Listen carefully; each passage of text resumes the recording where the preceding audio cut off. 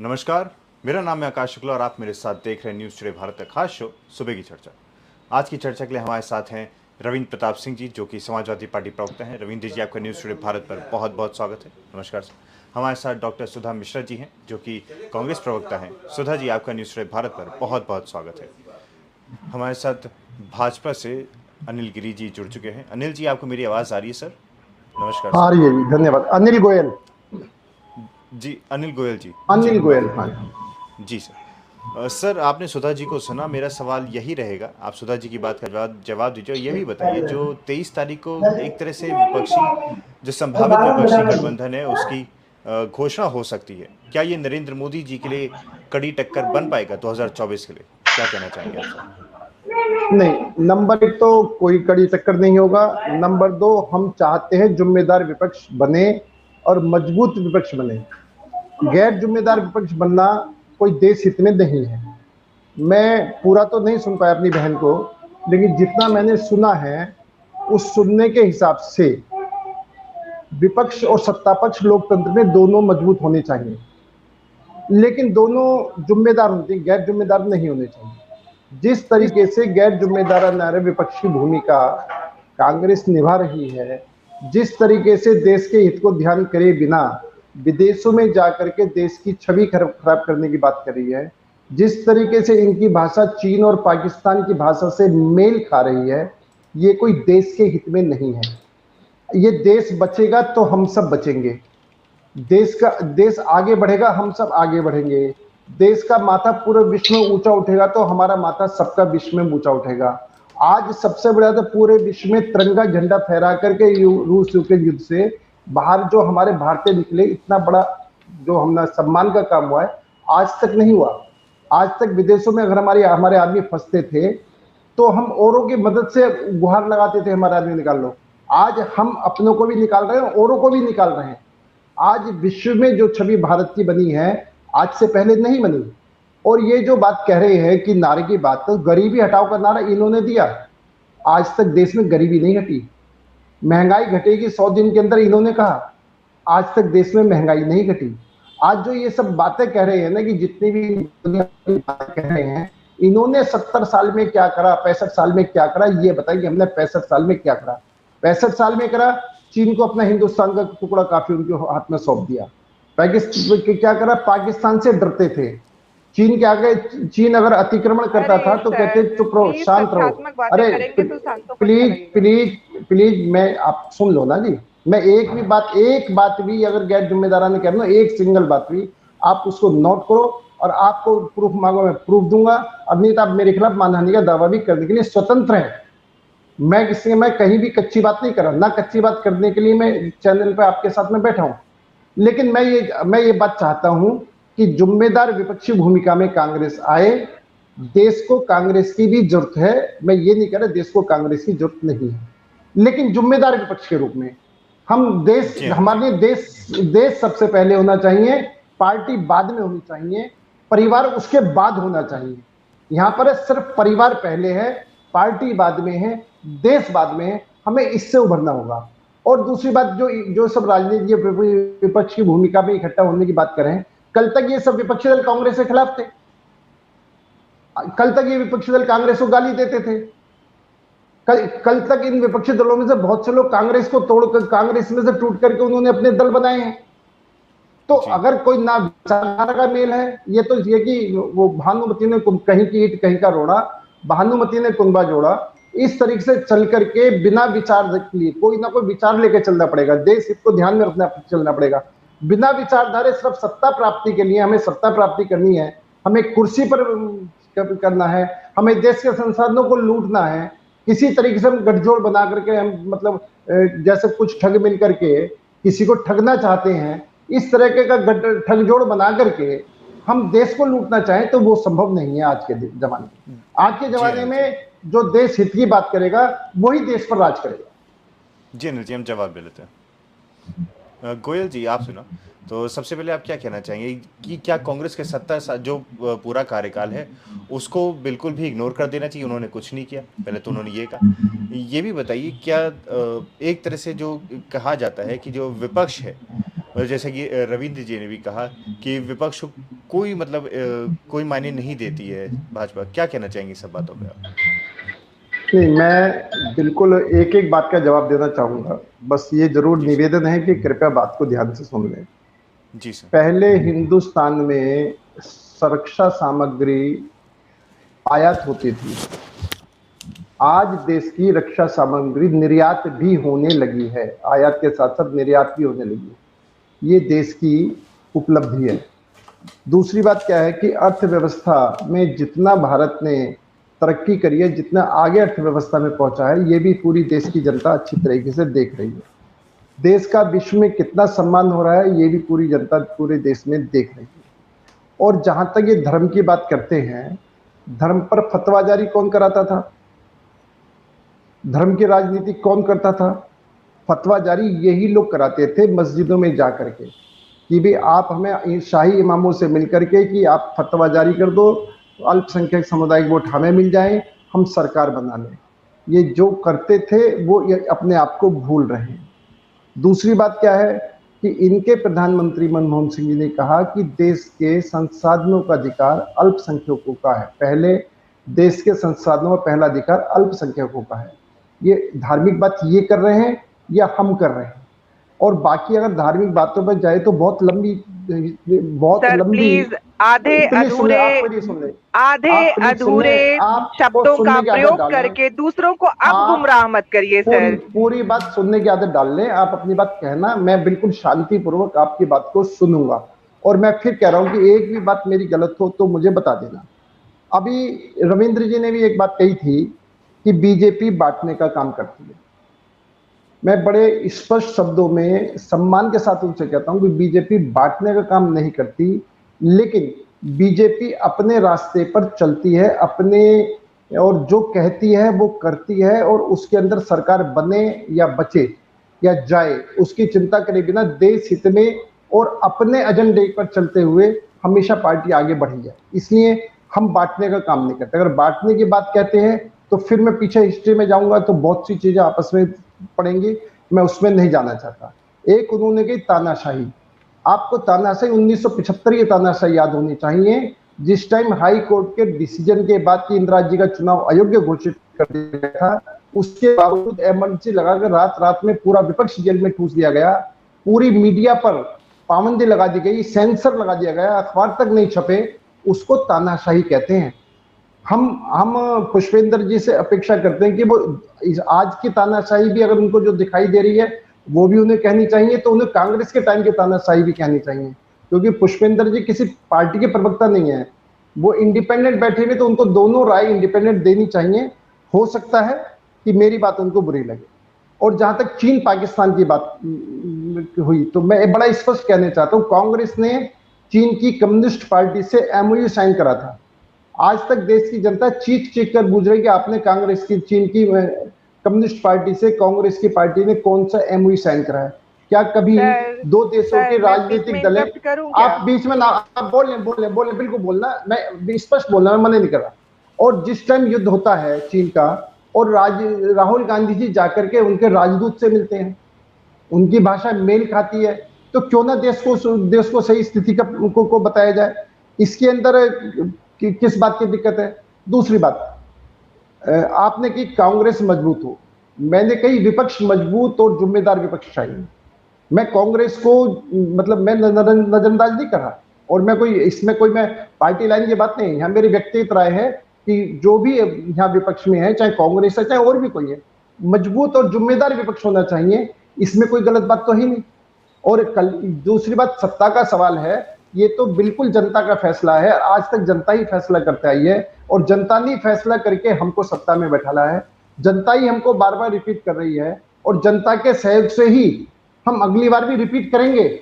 ये हमारा पूरा विश्वास है, 100% विश्वास है कि जनता के सहयोग से, जनता के आशीर्वाद से हम द्वारा बिल्कुल पूरी तरीके से करेंगे। एक उन्माद की बात आई थी, उन्माद फैलाते हैं। अगर आप उन्माद की बात करेंगे तो 2014 से लेकर आज तक, और 2014 से पहले कितने हिंदू मुस्लिम झगड़े होते थे, कितनी जगह कर्फ्यू लगती थी, कितना आतंकवाद था कि किसी बम को भी, किसी खिलौने को हाथ में लाओ बम हो सकता है, कोई अनजानी चीज को मत छुओ बम हो सकता है। आए दिन कर्फ्यू लगते थे, आए दिन झगड़े होते थे, आए दिन हिंदू मुस्लिम झगड़े होते थे।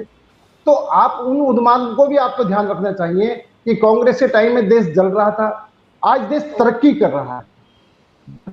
आज देश तरक्की कर रहा है, तो जो जलता हुआ देश नहीं देख रहे, तरक्की होता हुआ देश नहीं देख रहे, उनको हम निष्पक्ष कहना उचित नहीं है। फिर हम एक कांग्रेस के प्रवक्ता के रूप में बात करें, समझ बात आती है, लेकिन ये जो है ये पूरी तरीके से गलत स्टेटमेंट है जी सर। और इसके अलावा हाँ, मैं इसके अलावा भी मैं एक बात तो कहना चाहता हूँ, कांग्रेस के हमारे कहा कि घर की बात घर कहे या बाहर कहे।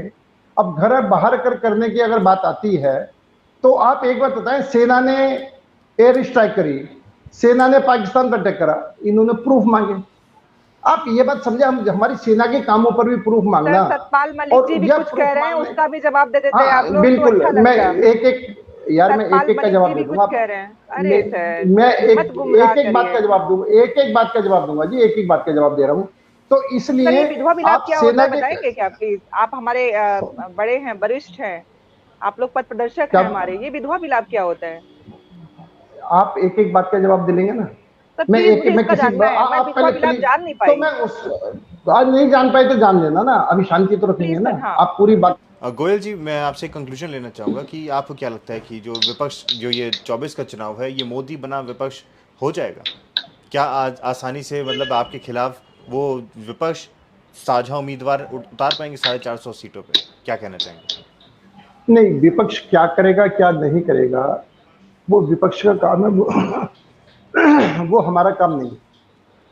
हमारा काम है अपने करे हुए कामों को जनता के बीच में ले जाना, अपने कामों को जनता को बताना कि हमने देश हित में ये काम करे हैं, और उसके बाद में जनता का जो भी फैसला होगा उसको मैं स्वीकार करूंगा। अभी मैं बातों बातों में एक बात और आई थी, मैं पूरी बात तो नहीं सुन पाया, कि इन्होंने कहा कि हम लोगों को भोजन खाना बांट रहे हैं, भोजन अनाज दे रहे हैं, मुफ्त अनाज दे रहे हैं। अब कोविड काल की स्थिति में देश के अंदर चाहे वो कोई पैसे वाला था चाहे गरीब था, लोग घर से बाहर निकल नहीं सकते थे, संसाधन नहीं थे, उस टाइम देश को बचाना जरूरी था या ये सोचना जरूरी था कि उनको खाना भोजन दिया जाए ना दिया जाए, राशन दिया जाए ना दिया जाए। टीके जो कोविड के टीके हैं, हिंदुस्तान में पहली बार भारत ने कोविड के टीके बना करके पूरे देश को भी सुरक्षित करा और विदेशों को भी दिए। इससे पहले की सरकारों ने, इससे पहले भी महामारी आती थी, किसी भी महामारी में किन्हीं ने भी टीके नहीं बनाए, और टीकों के बाद में विदेशों से टीके मंगा करके ही उनके रहमो कर्म पर हमें हिंदुस्तान के निवासियों को टीके मिले। अब सवाल क्या है कि अगर हम एक हर चीज में कमी ढूंढना शुरू करेंगे तो कमी तो एक एक शब्द में हो जाएगी, एक एक बात में हो जाएगी। कोई सा ऐसा विषय नहीं है जिस पर कमी ना निकाली जा सके। लेकिन अगर हम जो अच्छे कामों की करें कि ये अच्छे काम हुए हैं, ये खराब काम हुए हैं, तो निश्चित तौर पर अच्छे कामों की तारीफ होगी और खराब कामों की जानकारी होगी, तो जो अच्छे काम करने वाले उन खराब कामों को भी ठीक करने की कोशिश करेंगे। लेकिन जब विकल्प हो कितना भी अच्छा करो, कितना भी अच्छा करो, कितना भी अच्छा करो, सिर्फ उनके कमी के पॉइंट ऑफ निकाल करके कमियों पर चर्चा होगी, तो उसका कोई जवाब नहीं है। और मैं तो फिर बड़ा स्पष्ट कह रहा हूं कि देश की जनता जनार्दन 2024 में फैसला लेगी, और हमें 100% विश्वास है कि देश की जनता द्वारा भी नरेंद्र मोदी जी को एज ए पीएम बनाएगी। उन्होंने देश के, आज चाहे सड़कों का मामला हो, आज चाहे रेल का मामला हो, आज चाहे संसाधनों का कोई भी है, किसी भी क्षेत्र का मामला हो, जिससे अधिक संसाधन बढ़े हैं, जितनी अधिक आने जाने की सुविधाएं बढ़ी हैं, जितनी अधिक तरक्की करी है, निश्चित तौर पर इन 9 सालों की जो तरक्की है उसके बनाम 9 साल बनाम 70 साल भी अगर हम करेंगे तो इसकी कोई तुलना नहीं हो सकती। और मैं एक बात, दूसरी बात, मैंने कभी ये नहीं कहा कांग्रेस ने कुछ नहीं कहा, मैंने ये नहीं कहा कि इस कांग्रेस के टाइम में कुछ नहीं हुआ।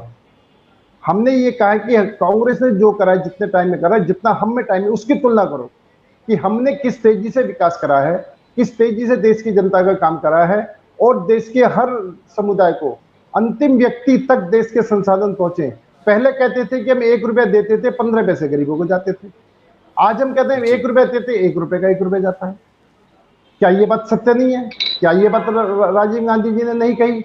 लेकिन अगर हम एक ही चश्मे से देखेंगे कि एक चश्मा बीजेपी में कमी निकालना, दूसरा चश्मा विपक्ष में खूबियां ढूंढना, तो निश्चित तौर पर जनता भी फिर अपने चश्मे से फैसला करेगी कि उस फैसले में उसको जो अच्छा लगेगा वो फैसला करेगी।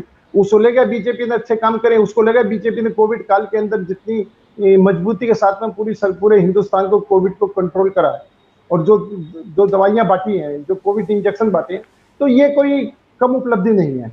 और अगर फिर उपलब्धियों की बात है तो 9 साल की उपलब्धियों की मैं इतनी हिस्ट्री दे सकता हूं कि आप सुबह से शाम तक एक एक विषय पर भी हम डिबेट कर सकते हैं, कोई दिक्कत वाली बात नहीं। माननीय पुष्पेंद्र जी हमारे सम्माननीय हैं, हम इनकी हर बात को, जो इनकी जायज बात है, हर बात को सुन करके, रविंद्र जी की हर बात को सुन करके हम स्वीकार करते हैं। हमें अपने विरोधियों को विरोधी नहीं, हम तो अपने विरोधियों को भी मार्गदर्शक मानते हैं कि अगर वो हमारे अंदर 4 कमी निकाल रहे हैं, उस 4 में से अगर हम एक भी ठीक कर पाते हैं तो हमारे लिए बहुत बड़ी बात है। हम इसको नहीं मानते। और इसी तरह से विपक्ष को भी, हम विपक्ष को भी देखते हैं कि जिम्मेदारी पूर्व विपक्ष का काम करें, देश हित के अंदर काम करें। जब देश हित की बात हुई तो हमारे अटल जी ने इंदिरा गांधी जी की सराहना करी थी नहीं सदन के अंदर। अगर देश हित की बात करते विपक्षी नेता होने के नाते हमने बड़ा स्पष्ट तौर से कहा था और उसकी हमने पूरी तरीके से तारीफ करी है। तो जब देश हित की बात आती है, जब चीन के साथ युद्ध हुआ तो हमारे आरएसएस के कार्यकर्ताओं ने, चाहे ट्रैफिक व्यवस्था सुधारनी हुई, चाहे रसद सामग्री पहुंचानी हुई, जो भी सरकार ने कहा कि हमें इस किस्म की मदद की, जो उस मदद में आरएसएस का एक एक स्वयंसेवक, उसमें पुष्पेंद्र जी हो सकते हैं, रविंद्र जो भी हो सकते हैं, सबने उसको काम करा क्योंकि उसमें देश हित सर्वोपरि था। मेरा सिर्फ एक बात मानना है कि हम जितने भी लोग हैं सबके दिमाग में सबसे पहले देश हित होना चाहिए। उसके बाद में लोग अपने अपनी पार्टियों के लिए बात करें, उसके बाद में लोग अपने परिवार के लिए बात करें, समझ में बात आती है। लेकिन कांग्रेस पार्टी का साथ क्या है कि सबसे पहले उसका एक परिवार, मुझे परिवार को बचाने के लिए पार्टी स्व होती हो जाए, देश स्व होता हो जाए, परिवार बचना चाहिए। हम इस परिवार से आगे निकल करके हमारे दिमाग में आना चाहिए सिर्फ और सिर्फ देश बचना चाहिए, देश की जनता को आगे बढ़ना। देखो रविंद्र जी की बात है तर्क में कुतर्क ढूंढना। अब अगर तर्क में कुतर्क ढूंढेंगे तो उसकी बात नहीं होगी। परिवारवाद की बात का हमारा बहुत स्पष्ट है कि कांग्रेस के अंदर शीर्ष पद पर गांधी परिवार ही बैठेगा, शीर्ष पद का फैसला गांधी परिवार ही लेगा। जब से देश आजाद हुआ है आज तक, जबकि उल्टा इसके बीजेपी के अंदर की बात करें तो इसमें अगला अध्यक्ष कौन होगा किसी को नहीं पता, अगली पार्टी का नेतृत्व कौन करे किसी को नहीं पता, अगला देश का प्रधानमंत्री नरेंद्र मोदी जी बात कौन बनेगा किसी को नहीं पता। तो इसको बात कहते हैं। दूसरी बात ये इन्होंने बात कही कि त्रेता युग कलयुग, उस समय राजवंश था, आज लोकतंत्र है। आज लोकतंत्र में लोगों द्वारा चुनी हुई सरकार ही बनती है, लोगों द्वारा चुने हुए व्यक्ति सरकार में आते हैं, लोग ही वोट करते हैं। आज की व्यवस्था में और उसकी व्यवस्था में जमीन आसमान अंतर था, और जैसी व्यवस्था होगी वैसा ही देश चलेगा। आज उन्होंने लोकतंत्र व्यवस्था स्वीकार की तो लोकतंत्र के हिसाब से चलेगा। उस टाइम राजतंत्र था तो राजतंत्र के हिसाब से तो चल रहा था। तो इसका उससे तुलना करना कहां तक ठीक है भाई, मेरी समझ से तो बाहर है। लेकिन पुष्पेंद्र जी रविंद्र जी ने कुछ कहा है तो हो सकता है कि कोई चीज ज्यादा उनके सोच में होगी, मेरी इतनी बड़ी सोच नहीं है जिस सोच का मैं जवाब दे पाऊंगा। लेकिन और दूसरी बात, जब परिवारवाद की बात है, अब आप चाहे वो मुझे कहना नहीं चाहिए कि फिर हम चाहे वो गांधी परिवार की बात करो, चाहे अखिलेश यादव परिवार की बात करो, चाहे लालू यादव परिवार की बात करो, चाहे शरद पवार परिवार की बात करो, आप जब परिवारवाद की बात आप सिर्फ कांग्रेस में क्यों ले जाते हैं? मैं तो परिवारवाद पर सबके लिए बात लेता हूँ। ये राजनीतिक पार्टियां हैं, देश की सेवा करने के लिए लोगों को आगे आना चाहिए, और लोगों को आगे आने के बाद में किसी पार्टी पर किसी परिवार का कब्जा होना, किसी पार्टी पर किसी परिवार का कब्जा होना, उसको मैं परिवारवाद की बात कहता हूं। आप मानो सपोज करो कि आपका काम थोड़ी देर के लिए इंजीनियर है, आपका बेटा इंजीनियर बन रहा है, इसमें कोई बुराई नहीं है। लेकिन आप ये बात कहेंगे सिर्फ इसी परिवार की चलेगी, इसी परिवार में पार्टी में कोई योग्य व्यक्ति नहीं है, किसी और योग्य व्यक्ति आगे नहीं आ सकता। आप चाहे समाजवादी पार्टी के लोग हैं, चाहे कांग्रेस के लोग हैं, चाहे और जो भी परिवारवाद की पार्टियां हैं, उनके कार्यकर्ताओं के प्रति अगर आप उनके मन की पीड़ा देखेंगे तो उनमें यही पीड़ा है कि शीर्ष पदों पर इनके परिवार वाले बैठे, शीर्ष पदों पर यही फैसला करेंगे। हमारे इस चीज का विरोध है। हमारे जनता को लोकतंत्र, तो पार्टियों में भी लोकतंत्र होने चाहिए, देश में भी लोकतंत्र होने चाहिए। परिवारवाद ना पार्टी में होना चाहिए ना देश में होना चाहिए। तो हम इस परिवारवाद की बात कर रहे हैं। जहां तक परिवार की बात है तो निश्चित तौर पर अगर हम कहते तो हम भी एक संघ परिवार बहुत बड़ा परिवार है उसमें, लेकिन वो परिवार कहना और एक घर के लोग बेटे दाना ताता पोते परपोते वही राज करेंगे, बाकी उस पार्टी के अंदर कोई योग्य व्यक्ति नहीं है जिसको आगे आगे बढ़ाया आया जा जवाब सकता दे देते इस पे। है। हम इसके खिलाफ बात करते हैं। अनिल गोयल जी, आप हमारे साथ जुड़े, आपने अपनी पार्टी का पक्ष रखा, बेखूबी रखा और बेबाक तरीके से रखा। तब तक के लिए नमस्कार।